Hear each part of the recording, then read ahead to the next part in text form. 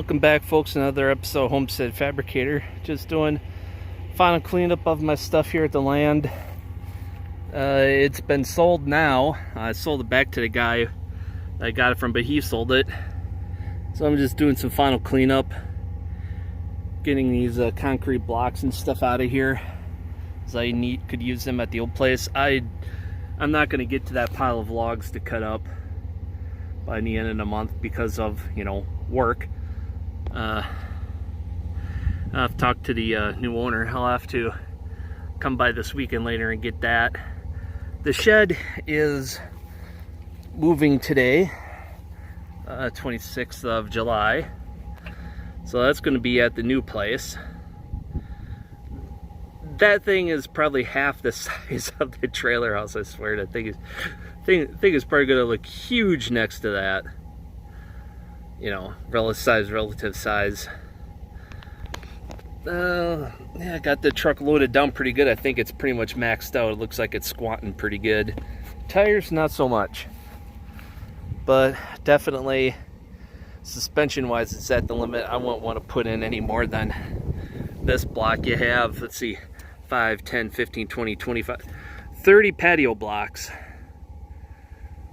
And 13 pyramid blocks with the post, a joist, pockets cast in there.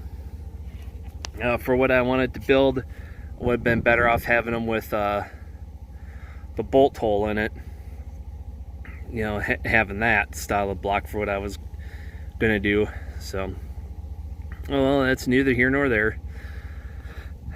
I'll be back here and to get loaded up with firewood and stuff later this weekend, but I gotta get that battery system disconnected. I don't have room here weight-wise to put it in the truck, so I'll have to come back and take care of that. So I gotta go get this unloaded and go get the money for the shed guy, so I have that when he moves it. Only $350 to move it, like about 18 miles or so. That's because he's already going to be here in the area, and he may not be affiliated with a regular dealer, like a regular big name shed builder like Premier Buildings.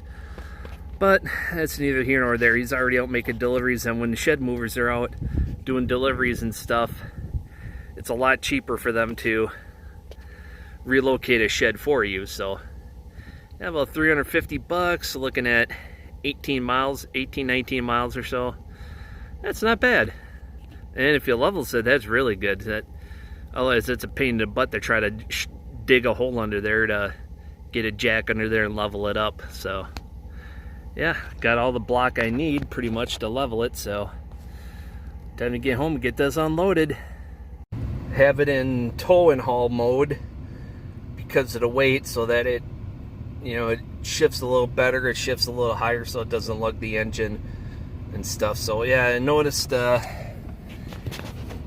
this truck, when it's in tow and haul, it does not run 8th gear at 60 mile an hour. It runs 7th, so that's where a lot of fuel mileage penalty comes in. But man, does it respond a whole lot better to minor throttle inputs. Because if it was running top gear, it'd be struggling a lot, and that's a lot more stress and heat. So yeah, it runs a gear lower, a gear down from the top, so it'd be 7th gear. It's still barely like 2,000 RPM-ish, but it makes a big difference in fuel economy, especially when you're empty. So now to get going. Talk about a strange feeling pulling in here and not seeing cabin shed or anything here. It's a kind of a lonely and sad feeling here, but a lot of mixed feelings about selling off this land. There's just so many things left undone here that I want to clear out all the dead trees and make that look nice, so you can have a nice view through there.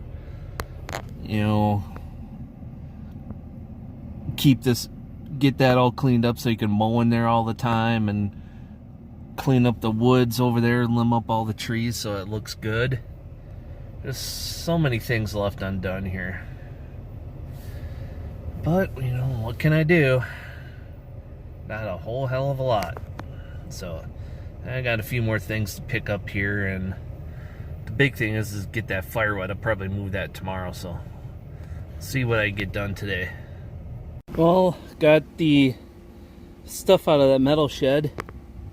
Too dark in there to show you anything, but yeah, there was a active hornet's nest or something in there, so I knew where it was and sprayed that before I got in there.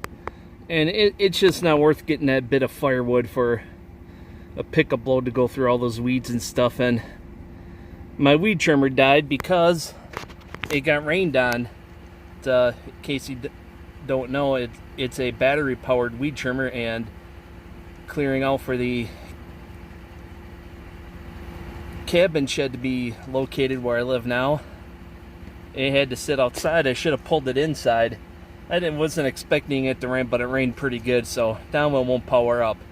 It senses the battery is there, but that's it. It doesn't run, so yeah, I'm not going to risk it. It isn't worth risking breaking an ankle or something when trying to walk through that, trying to find stuff and all that, just for, you know, 75, 80 bucks of firewood. It just isn't worth it. I don't care if it's oak.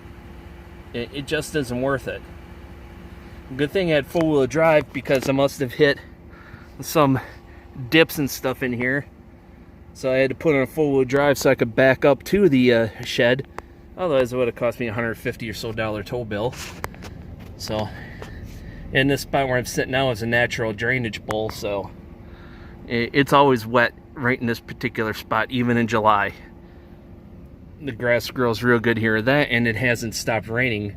I only had a brief shower really in the past, you know, week or so, so it hasn't been huge downpours and long rain. So I got the, I don't think you can see, I got the G660 chainsaw.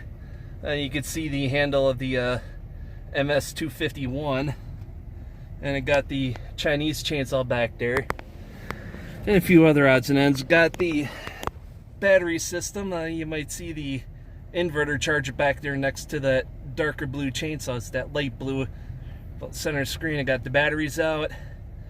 Then back of the truck, brand new replacement value, looking at least $3,000, and it's not even full. You know, between the batteries and the inverter charger, it's like $2,000. The G660, you know, $350, $400. MS251, that's like $350, $375. The Chinese chainsaw, that was like, you know, like $100 or something. Now it might be $120 to get one like it, and other odds and ends. Yeah, so it's right up there to the $3,000 range. So I'm gonna get that other stack of pine firewood back there, way back there where the cabin shed was. In a way, I really miss this place. In a way, I don't. For one, I don't have to deal with maintaining the weeds and stuff. You know, maintaining the lawn would take, you know, 2.5 to 3 hours, depending on how much it grew. So at least I don't have to maintain that anymore. You know, property maintenance, not counting projects, is 2.5 to 4 hour jobs. They budget half a day at least just for normal maintenance, and then you got to do other projects and other life and family stuff. So yeah, in a way, it's a big blessing for me to get rid of this at this point in time. I'll eventually save up and get more land, maybe one that has an existing house on it, so I don't have to deal with all those regulations of building. But got a lot of fond memories of breaking the trail in here, cutting the trees down, you know, mowing this all out. It took several times to mow it down so you could have it usable, busting a hole into these trees. Yeah, I don't regret doing that. I just a little bittersweet this week, because this is the last. Maybe I'll get that firewood tomorrow, or I'll get that today and then call it a life out here at the land. Yeah. I'm leaving that saw log pile back there because I'm just not going to get to it. That, and it's too hot, and I would need help to get it done tomorrow. You know, it would be a 2-day job. It would be 3-4 day job for me to do all that stack of logs back there, just because it's so warm and I don't do well in the heat at all. But that's why I could tolerate the cold. So, well, maybe I'll get a little video clip of how much wood I get in the truck. I might just take one load. I'm leaving that cauldron back there that was for the firing back there because I just can't lift it. That old barrel type wood stove that was made out of rolled up sheet metal and stuff, I'm leaving that. I just can't get it into the back of the truck. It's too bulky. That, and the trailer is a pain in the butt, you know, so I'll just leave it. I've lost a few bucks on things out here, but you know, better to just leave it behind and then try to screw around and spend, you know, most of the day to do it. That, and I have no need for it. So alright, time to get going. Well, this is it, folks. The last video clip ever out at my land. I'll leave another this firewood behind. I just don't have it in my back. I moved 2 ton of stone yesterday, all the concrete block, loading it and taking it out and all that. Moved at least 2 ton. Some of it was moved multiple times. So this is all the firewood I'm taking. I just gotta leave that behind. I just don't have the strength in the back to do it.